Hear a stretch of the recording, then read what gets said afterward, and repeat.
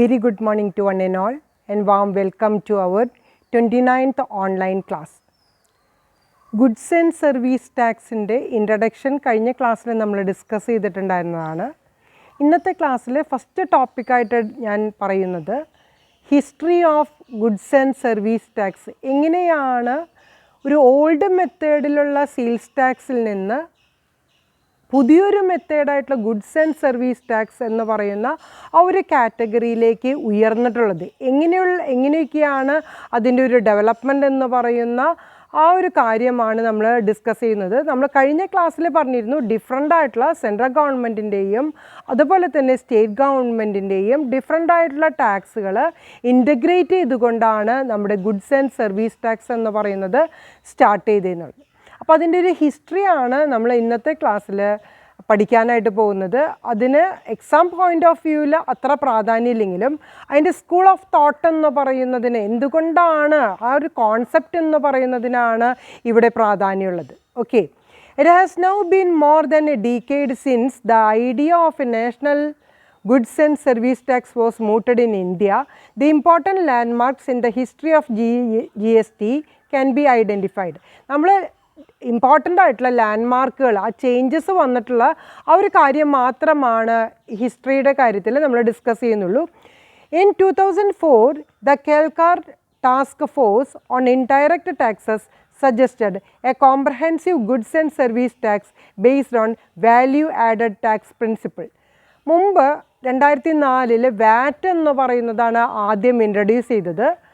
അത് Kelkar task force ആണ് ഈ ഇൻഡയറക്റ്റ് ടാക്സസിലെ ഗുഡ്സ് ആൻഡ് സർവീസ് ടാക്സ് എന്ന് പറയുന്നത് വാറ്റിനെ ബേസ് ചെയ്തുകൊണ്ട് ഇൻട്രൊഡ്യൂസ് ചെയ്തത്. A proposal to introduce GST by April 2010 was first announced in the budget speech for the financial year 2006-2007. പിന്നീട് 2006-2007 ഫിനാൻഷ്യൽ ഇയർ ബഡ്ജറ്റ് ഡിക്ലെയർ ചെയ്യുന്നതിന് മുമ്പായിട്ടുള്ള ഒരു ഡിസ്കഷനിൽ വീണ്ടും ഈ GSTയുടെ ഒരു പ്രപ്പോസൽ വെച്ചിട്ടുണ്ടായിരുന്നു. അതാണ് ഫസ്റ്റ് അനൗൺസ്മെൻറ്റ് എന്ന് പറയുന്നത് ബഡ്ജറ്റ് സ്പീച്ചിൽ, that is in the financial year 2006-2007. The responsibilities of preparing a design and roadmap for the implementation of GST was assigned to the Empowered Committee of State Finance Ministers, that is EC. പിന്നീട് ആ ഒരു ബഡ്ജറ്റിലുള്ള first introduction സ്പീച്ചോടുകൂടി വീണ്ടും അവരെന്ത് ചെയ്തു, ഒരു കമ്മിറ്റീനെ രൂപീകരിച്ചു. ആ കമ്മിറ്റിയുടെ പേരാണ് എംപവേർഡ് കമ്മിറ്റി എന്നുള്ളത്. അതായത് സ്റ്റേറ്റ് ഫിനാൻസ് മിനിസ്റ്റേഴ്സിൻ്റെ ഒരു കമ്മിറ്റിയാണ് EC എന്ന് പറയുന്ന എംപവേർഡ് കമ്മിറ്റി. ആ കമ്മിറ്റിയോട് ഈ GST റിലേറ്റഡ് ആയിട്ടുള്ള ഒരു ഡിസൈൻ ഉണ്ടാക്കാനും അതുപോലെ തന്നെ റോഡ് മാപ്പ്, അത് ഇംപ്ലിമെൻ്റ് ചെയ്യുന്നതിന് മുമ്പ് എന്തൊക്കെയാണ് അതിനോട് റിലേറ്റഡ് ആയിട്ടുള്ള പ്രൊവിഷൻസ് ആവശ്യമുള്ളത് അതൊക്കെ ഡിസൈൻ ചെയ്യേണ്ടതുണ്ട്. ആ ഡീറ്റെയിൽസ് തീരുമാനിക്കാൻ വേണ്ടിയിട്ടാണ് ECനെ ആ responsibility ഏൽപ്പിച്ചിട്ടുള്ളത്. The Union Finance Minister, while presenting the Union Budget 2007-2008, announced that GST would be introduced from April 1st, 2010. Since then, GST missed several deadlines due to various reasons. 2007-2008 union budget declare ചെയ്യുന്ന സമയത്ത് GST എന്ന് പറയുന്നത് 1st April 2010 with effect from ആയിട്ട് introduce ചെയ്യുന്നു. അതുപോലെ തന്നെ GSTയുടെ different ആയിട്ടുള്ള ഡിസ്കഷൻസും different ആയിട്ട് വരുന്ന പ്രോബ്ലംസും ഫേസ് ചെയ്തുകൊണ്ട് ഒരു കരട് രേഖ തന്നെ ഉണ്ടാക്കിയിട്ടുണ്ട്. അപ്പോൾ 2007-2008 യൂണിയൻ ബഡ്ജറ്റിലാണ് യൂണിയൻ ഫിനാൻസ് മിനിസ്റ്റേഴ്സ് ഇൻട്രൊഡ്യൂസ് ചെയ്തത് എന്ത്, April 1, 2010 മുതൽ നമുക്ക് GST എന്ന് പറയുന്നത് അപ്ലൈ ചെയ്യാനായിട്ട് തുടങ്ങാമെന്നുള്ളത്. The Empowered Committee realized it's the first discussion paper on GST in November 2009. ഇനി നമുക്ക് ECയെ എന്നാണ് ഏൽപ്പിച്ചിട്ടുള്ളത്, 2006-2007 സ്പീച്ചോട് കൂടിയിട്ടാണ് അത് റെസ്പോൺസിബിലിറ്റീസ് ECയെ ഏൽപ്പിച്ചിട്ടുണ്ടായിരുന്നത്. EC എംപവേർഡ് കമ്മിറ്റി എന്ത് ചെയ്തിട്ടുണ്ട്, ഫസ്റ്റ് ഡിസ്കഷൻ പേപ്പർ GSTനെ കുറിച്ചിട്ട് എന്നാണ് അത് സബ്മിറ്റ് ചെയ്തിട്ടുള്ളത്, November 2009 അത് സബ്മിറ്റ് ചെയ്തിട്ടുള്ളത്. A joint working group consisting of officers from central and state government was constituted in September 2009. അതിനുശേഷം ഈ ഡിസ്കഷൻ ഒന്ന് കണ്ടിന്യൂ ചെയ്യാൻ വേണ്ടിയിട്ട് സെൻട്രലിലെയും അതുപോലെ തന്നെ സ്റ്റേറ്റ് ഗവൺമെൻറ്റിലെയും ഡിഫറെൻ്റ് ആയിട്ടുള്ള വർക്കിംഗ് ഗ്രൂപ്പിൽ റിലേറ്റഡ് ആയിട്ടുള്ള ഓഫീസേഴ്സിനെ കോൺസ്റ്റിറ്റ്യൂട്ട് ചെയ്തുകൊണ്ട് ഒരു കമ്മിറ്റി രൂപീകരിച്ചു. For the introduction of GST the constitution 115th Amendment Bill was introduced in the Lok Sabha in March 2011, which was referred to the Standing Committee on Finance of the Parliament for examination and report. ഈ September 2009 ഒരു കമ്മിറ്റീനെ രൂപീകരിച്ച് അവിടെ ഒരു constitution ഉണ്ടാക്കുകയും ആ കോൺസ്റ്റിറ്റ്യൂഷനിൽ 115ാമത്തെ ഒരു amendment ബില്ലോടുകൂടി ലോകസഭയിൽ ഈ GSTനെ കുറിച്ചിട്ട് ഒരു സ്റ്റാൻഡിംഗ് കമ്മിറ്റിയുടെ റിലേറ്റഡ് ആയിട്ട് ഒരു റിപ്പോർട്ടായിട്ട് വയ്ക്കുകയും പാർലമെൻറ്റ് എക്സാമിനേഷൻ നടത്തി ഒരു റിപ്പോർട്ട് സബ്മിറ്റ് ചെയ്യണമെന്നുള്ളതാണ് ലോകസഭയിൽ മാർച്ച് 2011 തീരുമാനമെടുത്തത്. അപ്പോൾ April 1, 2010 മുതൽ അത് ഇംപ്ലിമെൻറ്റ് ചെയ്യണമെന്ന് പറഞ്ഞിട്ടുണ്ടെങ്കിലും അതിൻ്റെ പ്രൊസീജിയർ എന്ന് പറയുന്നത് കംപ്ലീറ്റ് ചെയ്യാത്തത് കൊണ്ട് ലോകസഭയിൽ തന്നെ 115ാമത്തെ അമെൻമെൻറ്റ് ബില്ലിലാണ് ഈ ഒരു പാർലമെൻറ്റിനെ ഈ GSTയുടെ കമ്മിറ്റി കൊടുത്തിട്ടുള്ള ഒരു ഡിസ്കഷനിൽ വരുന്ന ഒരു ഫൈനൽ റിപ്പോർട്ട് സബ്മിറ്റ് ചെയ്യാനായിട്ട് പറഞ്ഞിട്ടുള്ളത്. A committee on GST design consisting of the officials of the government of India, state government and the empowered committee was constituted. അതിനുശേഷം നേരത്തെ നമ്മളൊരു കോൺസ്റ്റിറ്റ്യൂഷൻ ഡിഫറെൻ്റ് ആയിട്ടുള്ള സെൻട്രൽ ഗവൺമെൻറ്റിലെയും സ്റ്റേറ്റ് ഗവൺമെൻറ്റിലെയും ഓഫീസേഴ്സിനെ മാത്രം നിർത്തിക്കൊണ്ട് ഒരു ജോയിൻറ്റ് വർക്കിംഗ് ഗ്രൂപ്പ് എന്ന് പറയുന്നത് ക്രിയേറ്റ് ചെയ്തിട്ടുണ്ടായിരുന്നു. പിന്നീട് കമ്മിറ്റി ഓൺ GST ഡിസൈൻ എന്ന് പറയുന്ന ഒരു കമ്മിറ്റി ഉണ്ടാക്കുകയും ആ കമ്മിറ്റിയിൽ സെൻട്രലും സ്റ്റേറ്റ് ഗവൺമെൻറ്റിലെയും ഇമ്പോർട്ടൻ്റ് ആയിട്ടുള്ള ഒഫീഷ്യൽസും അതുപോലെ തന്നെ എംപവേർഡ് കമ്മിറ്റിയും കൂടി ചേർന്നുകൊണ്ട് ഒരു കമ്മിറ്റി രൂപീകരിച്ചതാണ്. ആ കമ്മിറ്റിയുടെ പേരാണ് കമ്മിറ്റി ഓൺ GST ഡിസൈൻ എന്ന് പറയുന്നത്. Based on the report of the committee which was submitted in January 2013, the empowered committee recommended certain changes in the Constitution Amendment Bill in their meeting at Bhubaneswar in January 2013. January 2013 നമ്മളുടെ committee on GST design എന്ന് പറയുന്ന committee കൊടുത്തിട്ടുള്ളൊരു report വീണ്ടും empowered committee recommend ചെയ്തുകൊണ്ട് അതിൽ കോൺസ്റ്റിറ്റ്യൂഷനിൽ ചില changes വരുത്തിക്കൊണ്ട് ഒരു പുതിയൊരു amendment bill എവിടെ നടത്തി? ഭുവനേശ്വർ നടത്തിയിട്ടുള്ള മീറ്റിങ്ങിൽ വെച്ച് ജനുവരി 2013 പാസ്സാക്കുകയാണ് ചെയ്തത്. പിന്നീട് parliamentary standing committee submitted its report in August 2013 to the Lok Sabha. അതുപോലെ തന്നെ നേരത്തെ നമ്മൾ പറഞ്ഞിട്ടുണ്ടായിരുന്നു മാർച്ച് 2011 ലോകസഭയിൽ ഒരു parliament for examination and report examine ചെയ്യാൻ റിപ്പോർട്ട് സബ്മിറ്റ് ചെയ്യാനായിട്ട് പാർലമെൻറ്റ് സ്റ്റാൻഡിംഗ് കമ്മിറ്റി രൂപീകരിക്കുകയും ആ പാർലമെൻറ്റ് സ്റ്റാൻഡിംഗ് കമ്മിറ്റി ഓഗസ്റ്റ് 2013 ഒരു റിപ്പോർട്ട് ലോകസഭയ്ക്ക് സബ്മിറ്റ് ചെയ്യുകയാണ് ചെയ്തത്.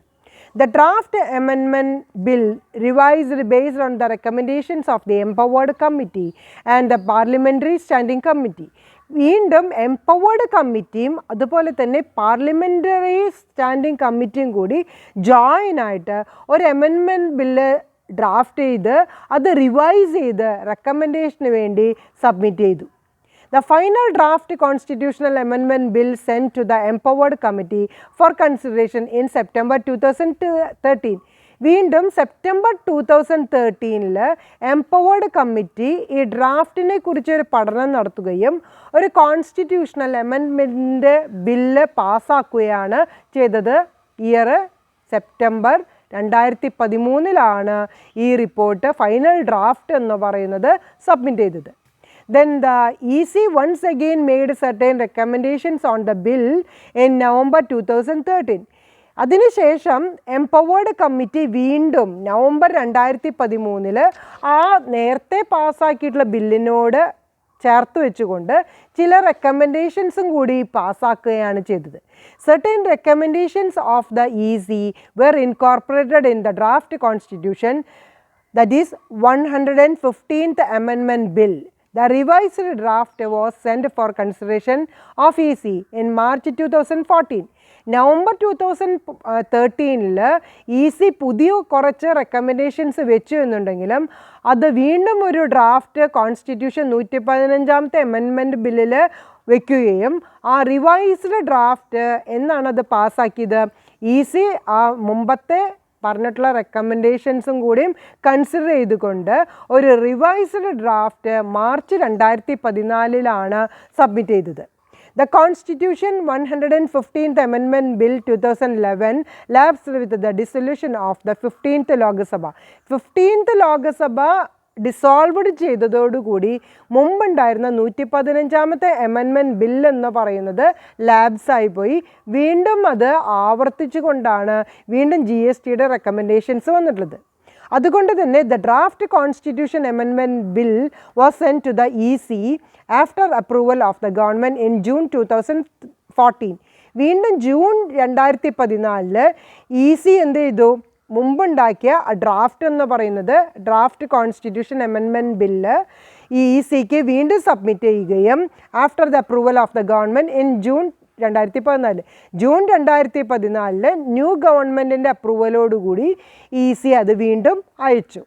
On 17th December 2014, the Union Cabinet approved the proposal for the introduction of a bill in the Parliament for amending the Constitution of India to facilitate the introduction of goods and service tax in India. 17th December 2014 union ക്യാബിനറ്റാണ് ഇത് approval ചെയ്തു കൊടുത്തത്. ഈ approval proposal എന്ന് പറയുന്നത് ആർക്ക് pass ചെയ്ത് കൊടുത്തു? പാർലമെൻറ്റിൽ പാസ്സാക്കി കൊടുത്തു. അതിനുശേഷമാണ് കോൺസ്റ്റിറ്റ്യൂഷൻ ഓഫ് ഇന്ത്യയിൽ ഇത് അമെൻമെൻറ്റ് ചെയ്യാനുള്ള ഒരു തീരുമാനം വരികയും ഗുഡ്സ് ആൻഡ് സർവീസ് ടാക്സ് എന്ന് പറയുന്നത് ഇന്ത്യയിൽ ഇൻട്രൊഡ്യൂസ് ചെയ്യുകയും ചെയ്തത്.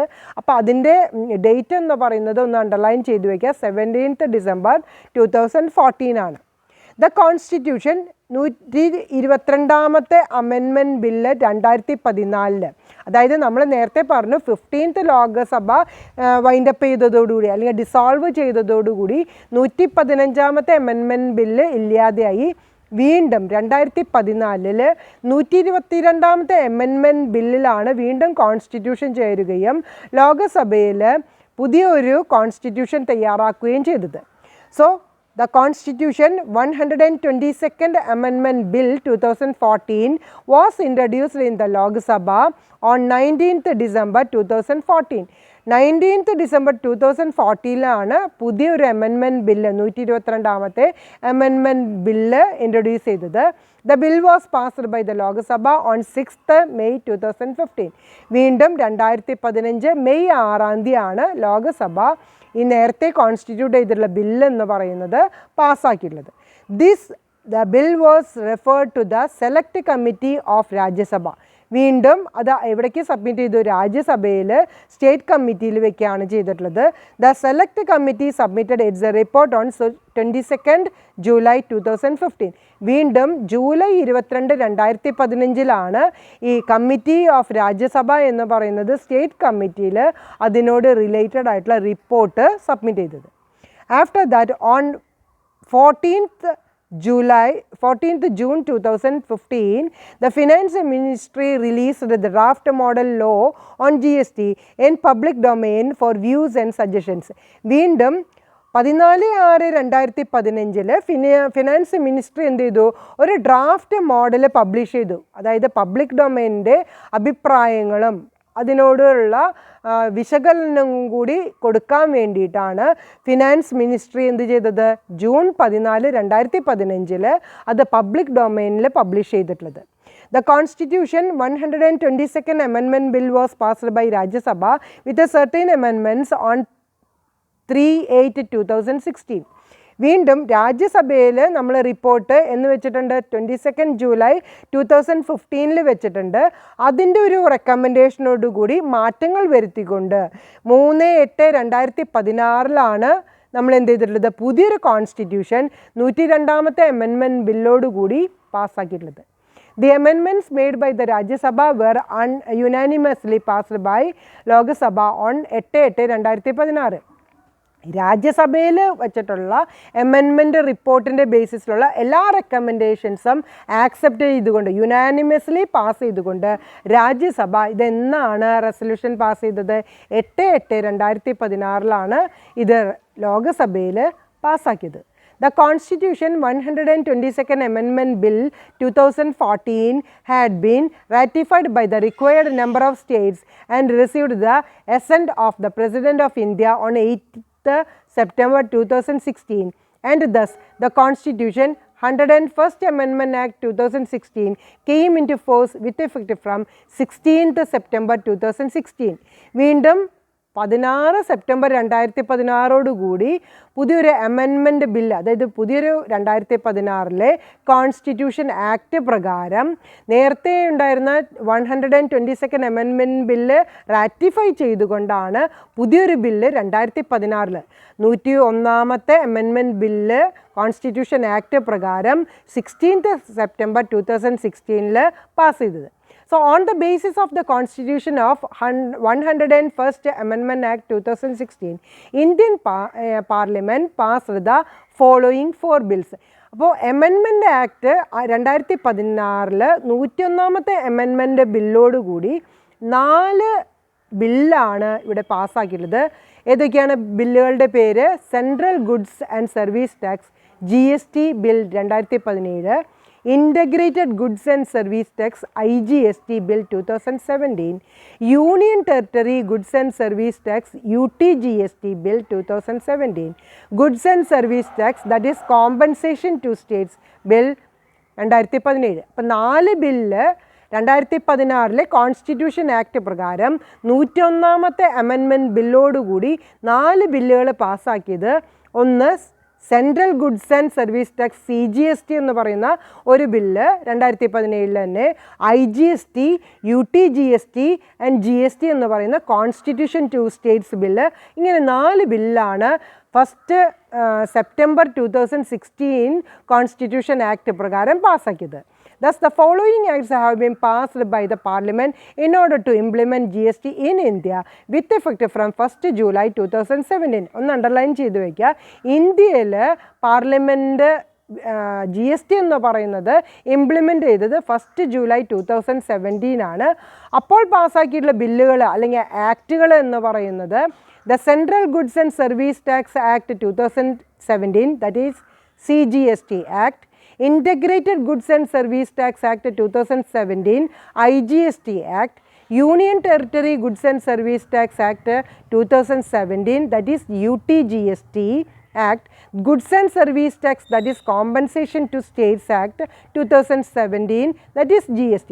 അപ്പോൾ 4 ആക്ട് എന്ന് പറയുന്നത് CGST, IGST, UTGST and GST. ഈ 4 ആക്ടുകളാണ് പാസ്സാക്കിയത്. നേരത്തെ നമ്മൾ പറഞ്ഞത് 4 ബില്ല് പാസ്സാക്കി. CGST, IGST, UTGST and GST ബില്ലാണ്. 1st July 2000 4 ആക്ടുകളാണ് പാസ്സാക്കിയത്. ഏതൊക്കെയാണ്? CGST, IGST, UTGST, അതുപോലെ തന്നെ GST എന്ന് പറയുന്ന കോമ്പൻസേഷൻ ടു സ്റ്റേറ്റ്സ് എന്ന് പറയുന്ന 4 ആക്ടുകൾ പാസ്സാക്കി. The central government also notified the following rules to the administrator GST.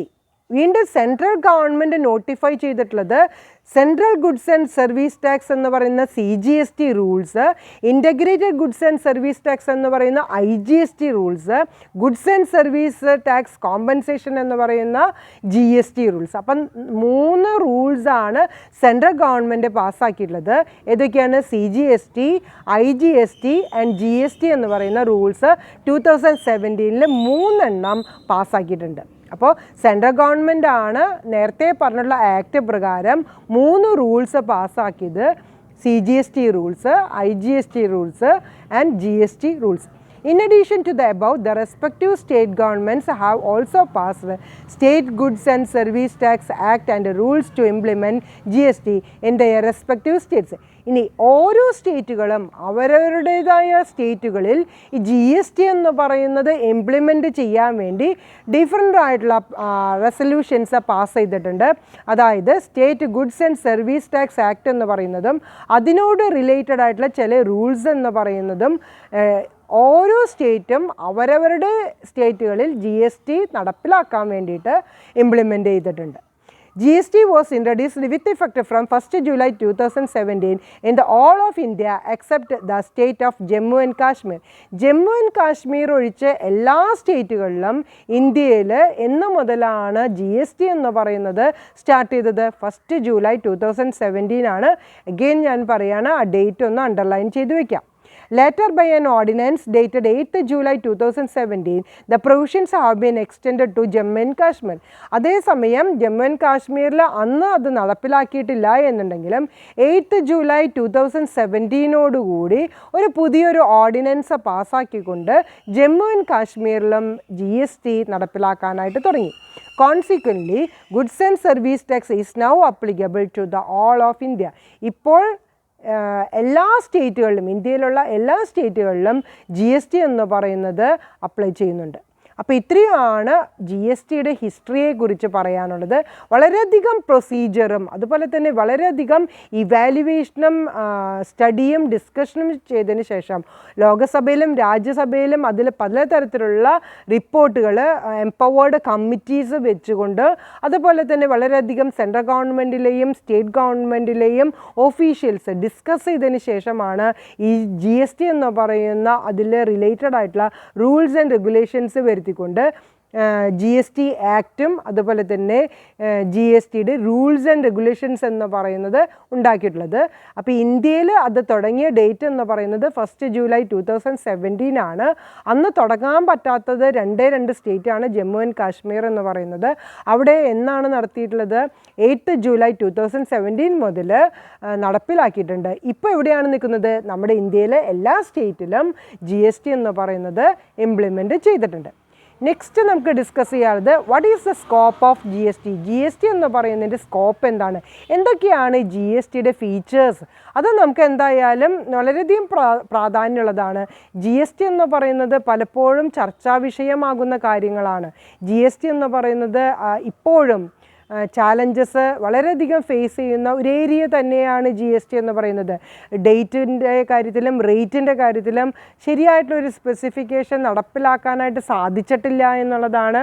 ഇപ്പോഴും നിങ്ങൾ TV നോക്കിക്കഴിഞ്ഞ് കഴിഞ്ഞാലും പല ഡിസ്കഷനുകളും പല GST ലോയേഴ്സും അതുപോലെ തന്നെ ചാർട്ടേഡ് അക്കൗണ്ടൻസും പല ഡിസ്കഷനുകൾ വെക്കുന്നതും കൂടുതലായിട്ട് അതിനെക്കുറിച്ചൊരു അവെയർനെസ് പബ്ലിക്കിന് കൊടുക്കാനൊക്കെ ശ്രമിച്ചുകൊണ്ടിരിക്കുന്ന ഒരു കാലഘട്ടം തന്നെയാണ് ഇപ്പോൾ നടന്നുകൊണ്ടിരിക്കുന്നത്. ഓക്കെ, അപ്പോൾ what are the features of GST അല്ലെങ്കിൽ what are the scope of GST എന്നുള്ളത് നമുക്ക് ഡിസ്കസ് ചെയ്യാം.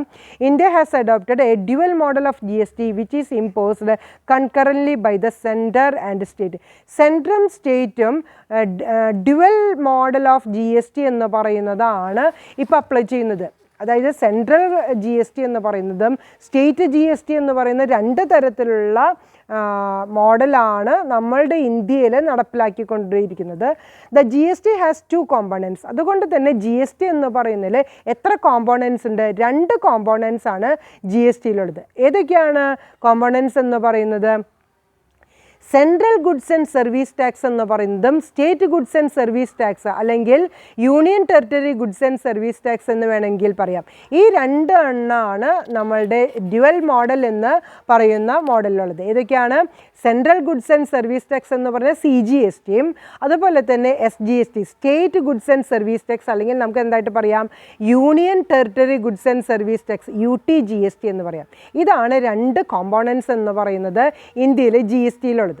ഇനി CGST is to be administered by the central government and SGST by state government. CGST എന്ന് പറയുന്നത് ആരാണ് അഡ്മിനിസ്റ്റർ ചെയ്യുന്നത്? സെൻട്രൽ ഗവൺമെൻറ്റും. SGST എന്ന് പറയുന്നത് ആരാണ് അഡ്മിനിസ്റ്റർ ചെയ്യുന്നത്? സ്റ്റേറ്റ് ഗവൺമെൻറ്റും ആണ്. UTGST is to be administered by administrator appointed by the central government for the union territory. അതേസമയം യൂണിയൻ ടെറിട്ടറിയുടെ GST ആണെങ്കിൽ അതായത് UTGST ആണെങ്കിൽ അത് ആരാണ് അഡ്മിനിസ്റ്റർ ചെയ്യുന്നത്? ആരെയാണോ സെൻട്രൽ ഗവൺമെൻറ് അഡ്മിനിസ്ട്രേറ്ററായിട്ട് അപ്പോയിൻ്റ് ചെയ്തിട്ടുള്ളത് ആ പേഴ്സൺ ആയിരിക്കും UTGST എന്ന് പറയുന്നത് അഡ്മിനിസ്റ്റർ ചെയ്യുന്നത്. അപ്പോൾ 3 തരത്തിലുള്ള അഡ്മിനിസ്ട്രേഷനാണ് നടക്കുന്നത്. CGST ആണെങ്കിൽ സെൻട്രൽ ഗവൺമെൻറ്റും, SGST ആണെങ്കിൽ സ്റ്റേറ്റ് ഗവൺമെൻറ്റും, യൂണിയൻ ടെറിട്ടറി UTGST ആണ് എന്നുണ്ടെങ്കിൽ ആരെയാണോ സെൻട്രൽ ഗവൺമെൻറ് അഡ്മിനിസ്ട്രേറ്ററായിട്ട് വെച്ചിട്ടുള്ളത് അദ്ദേഹമായിരിക്കും അഡ്മിനിസ്ട്രേറ്റ് ചെയ്യുന്നുണ്ടാവും.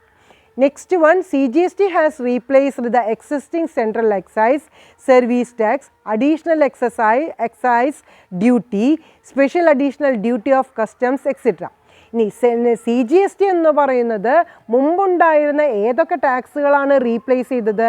സെൻട്രൽ എക്സൈസ് സർവീസ് ടാക്സ് എന്ന് പറയുന്നതും അഡീഷണൽ എക്സൈസ് ഡ്യൂട്ടിയും അതുപോലെ തന്നെ special additional duty of customs എന്ന് പറയുന്ന തരത്തിലുള്ള ഡ്യൂട്ടീസും അതുപോലെ തന്നെ ടാക്സുകളാണ് റീപ്ലേസ് ചെയ്തുകൊണ്ട് അല്ലെങ്കിൽ അബ്സോർബ് ചെയ്തുകൊണ്ട് അതും അല്ലെങ്കിൽ ഇൻ്റഗ്രേറ്റ് ചെയ്തുകൊണ്ട് CGST എന്ന് പറയുന്നത് ഇൻട്രൊഡ്യൂസ് ചെയ്തത്. അതേസമയം SGSTയിലാണെങ്കിൽ എന്തൊക്കെയാണ് റീപ്ലേസ് ചെയ്തത്? State VAT, central sales tax, luxury tax, octroi and entry tax, purchase tax, ഇതൊക്കെയാണ് അബ്സോർബ് ചെയ്ത് പോയി ഇൻ്റഗ്രേറ്റ് ചെയ്തുകൊണ്ട് പുതിയ GST വന്നിട്ടുള്ളത്. അതെന്താണ്? SGST എന്ന് പറയുന്നത്.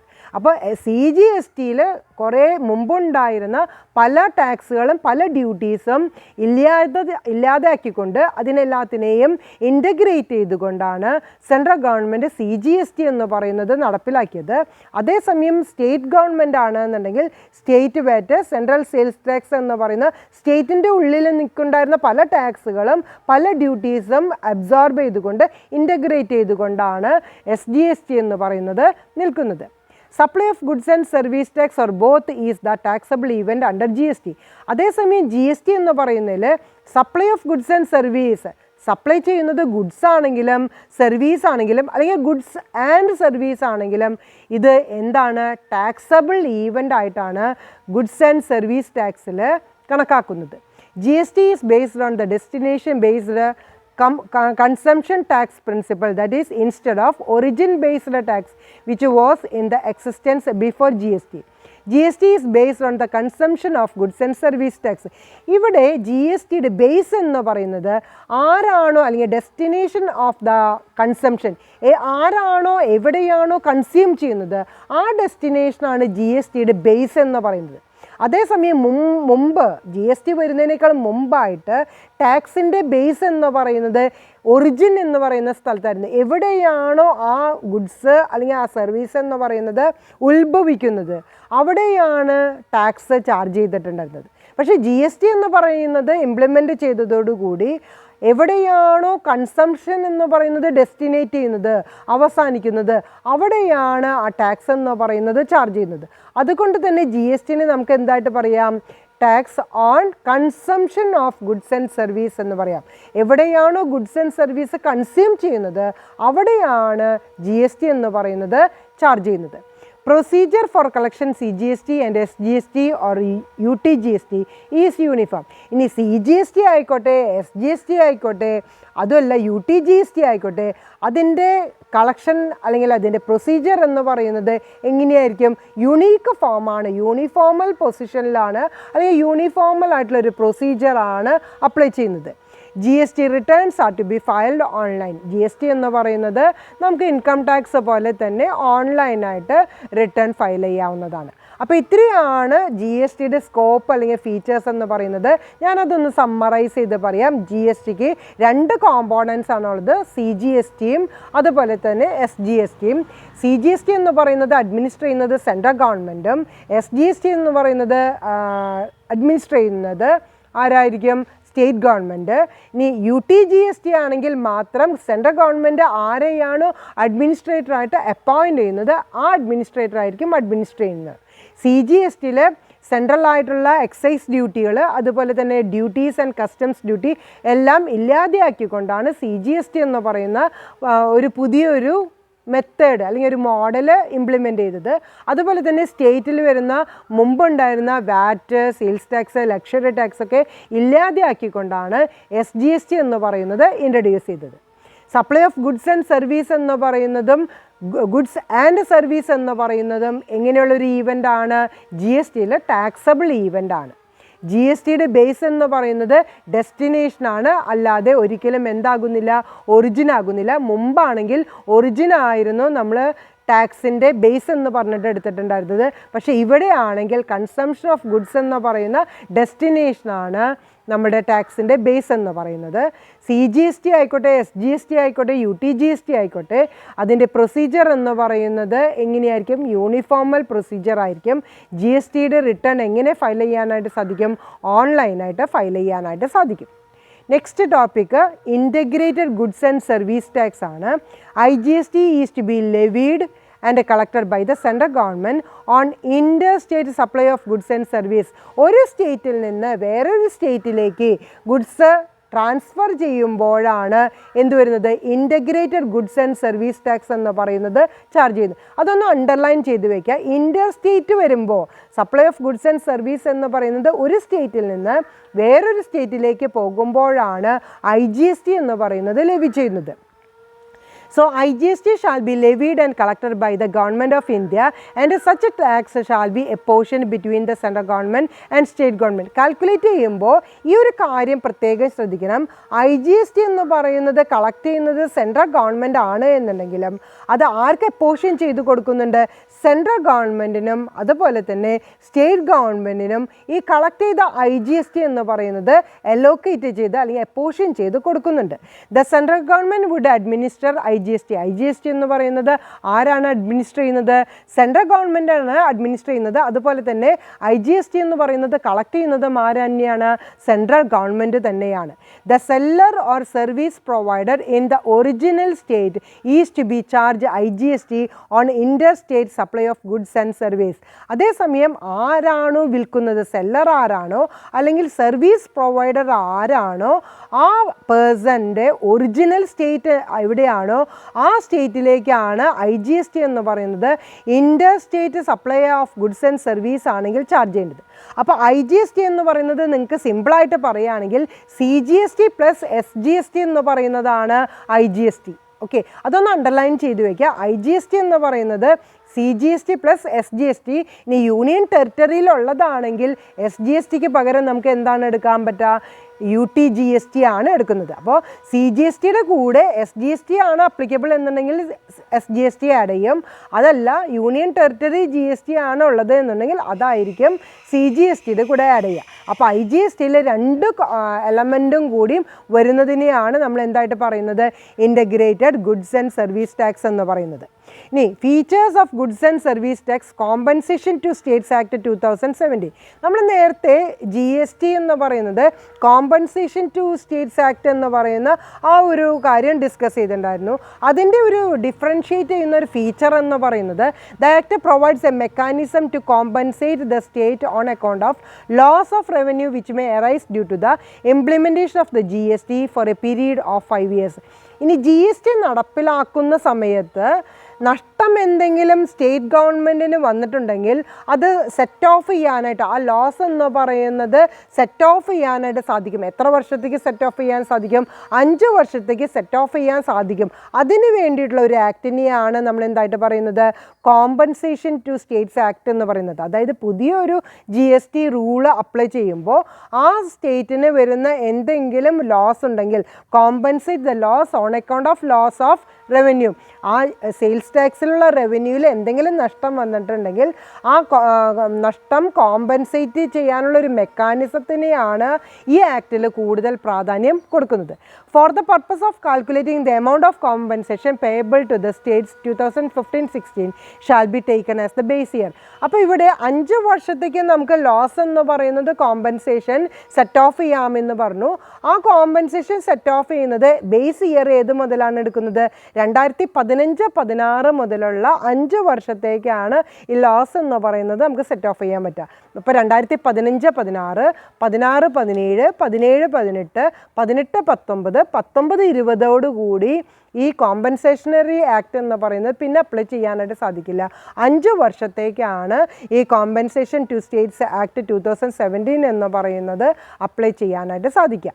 ഓക്കെ, അപ്പോൾ ഈ പറഞ്ഞ ഇൻ്റഗ്രേറ്റഡ് ഗുഡ്സ് ആൻഡ് സർവീസ് ടാക്സും അതുപോലെ തന്നെ CGST, SGST, UTGST അത് പറഞ്ഞത് പ്രൊവിഷൻ പറഞ്ഞത് ഒന്നും കൂടി മനസ്സിലാവാനായിട്ട് നമുക്കൊരു 3 പ്രോബ്ലം ഒന്ന് ഡിസ്കസ് ചെയ്ത് നോക്കാം. ചെറിയ ചെറിയ പ്രോബ്ലംസ് ആണ്, ടെക്സ്റ്റിലത്തെ തന്നെ നിങ്ങളൊന്ന് ജസ്റ്റ് ഒന്ന് നോക്കിയാൽ മതി.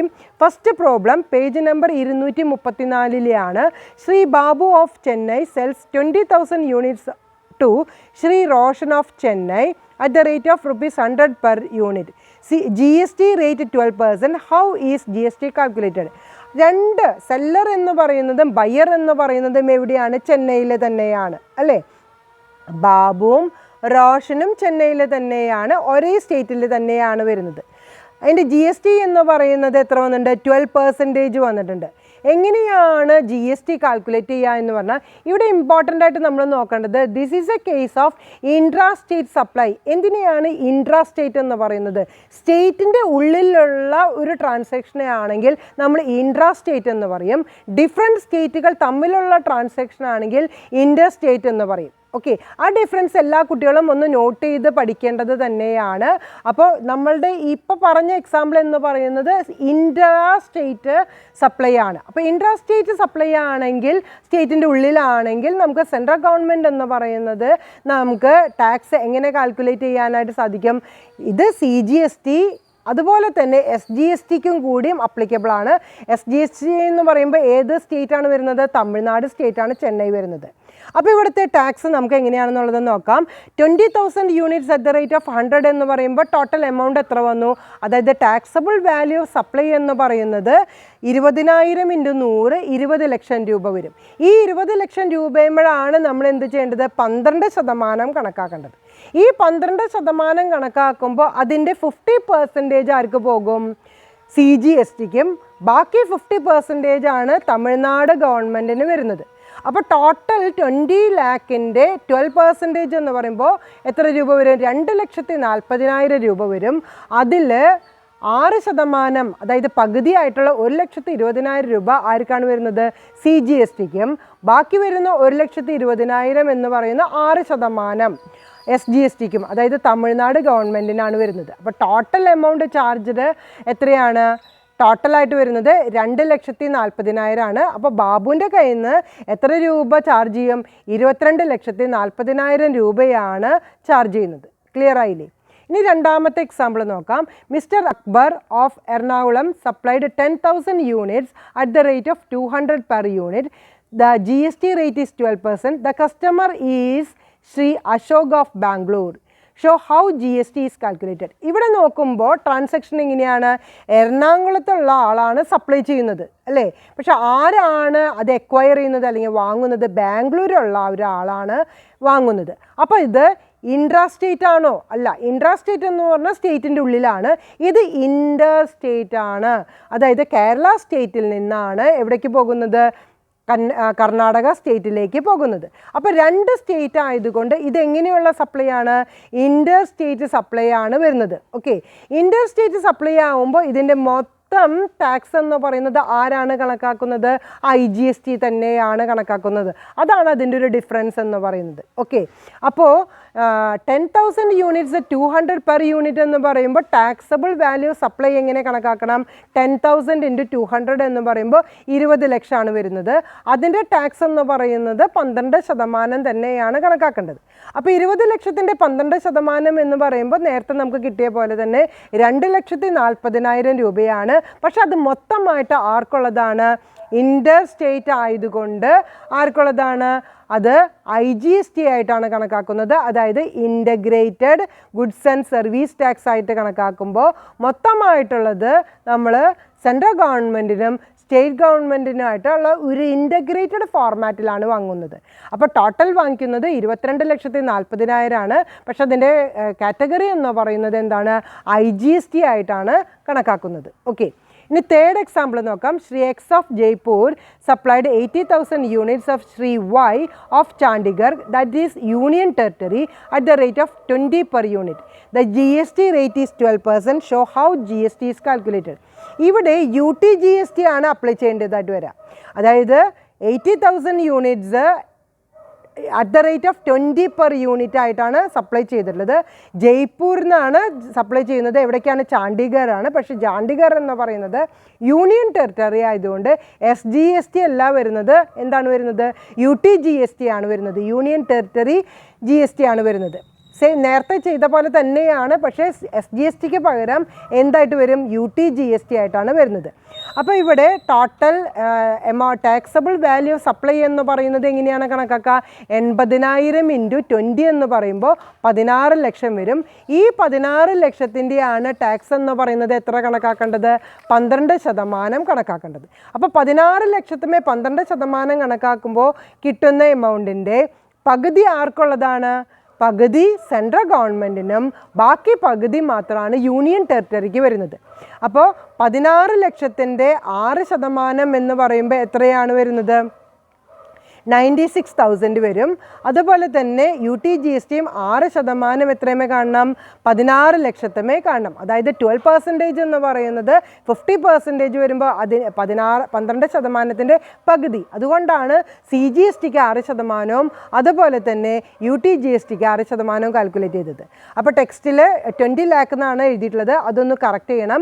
16 ലക്ഷത്തമ്മഴാണ് 6% കാണേണ്ടത്. അപ്പോൾ 16 ലക്ഷത്തിന്മേ 6% കാണുമ്പോൾ 96,000 കിട്ടും. അതുപോലെ തന്നെ UTGSTക്കും എത്ര രൂപ തന്നെ വരും? 96,000 രൂപ വരും. അപ്പോൾ ടോട്ടൽ എമൗണ്ട് ശ്രീ എക്സിൻ്റെ കയ്യിൽ നിന്ന് എത്ര രൂപയാണ് ചാർജ് ചെയ്യുന്നത്? 17,92,000 രൂപയാണ് ചാർജ് ചെയ്യുന്നത്. അപ്പോൾ അതിൻ്റെ ഡിഫറൻസ് മനസ്സിലായില്ലേ? അതായത് CGST എങ്ങനെയാണ്, SGST എങ്ങനെയാണ്, UTGST എങ്ങനെയാണ്, IGST എങ്ങനെയാണെന്നുള്ളത്. അപ്പോൾ നമ്മുടെ ഇൻ്റർ സ്റ്റേറ്റ് ആണെങ്കിലും ഇൻട്രാ സ്റ്റേറ്റ് ആണെങ്കിലും ഡിഫറെൻ്റ് ആണ്. ഇൻട്രാ സ്റ്റേറ്റ് ആണെങ്കിൽ CGSTക്കും SGSTക്കും അത് ഇൻക്ലൂഡഡ് ആയിട്ട് വരും. അതേസമയം ഇൻട്രാ സ്റ്റേറ്റ് അല്ല ഇൻ്റർ സ്റ്റേറ്റ് ആണ് എന്നുണ്ടെങ്കിൽ നമുക്ക് എന്താണ് പറയുന്നത്? ഡിഫറെൻ്റ് ആയിട്ടുള്ള സ്റ്റേറ്റുകളാണ്. അപ്പോൾ IGST ആണ് അപ്ലൈ ചെയ്യുന്നത്. അപ്പോൾ മൊത്തമായിട്ടുള്ള ടാക്സാണ് ഇവിടെ കാൽക്കുലേറ്റ് ചെയ്യുന്നത്. എനിക്ക് തോന്നുന്നു എല്ലാ സ്റ്റുഡൻസിനും അത് മനസ്സിലായിട്ടുണ്ടാകുമെന്ന് വിചാരിക്കുന്നു. അപ്പോൾ ഇന്നത്തെ ക്ലാസ്സിൽ ഞാൻ ഡിസ്കസ് ചെയ്തിട്ടുള്ളത് ഹിസ്റ്ററി ഓഫ് GSTയും അതുപോലെ തന്നെ scope and features of the GST എന്ന് പറയുന്നത്, അതുപോലെ തന്നെ അതിൽ വരുന്ന integrated goods and service tax എന്ന് പറയുന്നതും, കോമ്പൻസേഷൻ ഓഫ് സ്റ്റേറ്റ് 5 വർഷത്തേക്ക് ലോസ് ഉണ്ടായിട്ടുണ്ടെങ്കിൽ അതെങ്ങനെ സെറ്റ് ഓഫ് ചെയ്യാൻ പറ്റുമെന്നുള്ളതും നമ്മൾ ഡിസ്കസ് ചെയ്തു. അതൊന്നും കൂടി ആ പറഞ്ഞ പ്രൊവിഷൻസ് തറാവാൻ വേണ്ടിയിട്ട് 3 എക്സാമ്പിളും പറഞ്ഞിട്ടുണ്ട്. എല്ലാ സ്റ്റുഡൻസിനും അത് ക്ലിയർ ആയിട്ടുണ്ടാവും എന്ന് വിചാരിക്കുന്നു. ഓക്കെ, എന്തെങ്കിലും ഡൗട്ട് ഉണ്ടെങ്കിൽ ചോദിക്കാനും മനസ്സിലാക്കാനും ശ്രമിക്കുക. Thank you very much. Have A nice day.